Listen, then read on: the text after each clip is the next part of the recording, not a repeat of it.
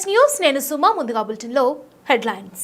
కోనసీమ తిరుమల వాడపల్లి శ్రీ వెంకటేశ్వర స్వామి ఆలయ గోపురంలో అంగరంగ వైభవంగా విమాన వెంకటేశ్వర స్వామి ప్రతిష్ఠ కార్యక్రమంలో ఘనంగా నిర్వహించారు. ఈ కార్యక్రమంలో పాల్గొన్న ప్రభుత్వ విప్ చిర్ల జగ్గిరెడ్డి ప్రత్యేక పూజలు నిర్వహించి స్వామివారి తీర్థ ప్రసాదాలు స్వీకరించారు.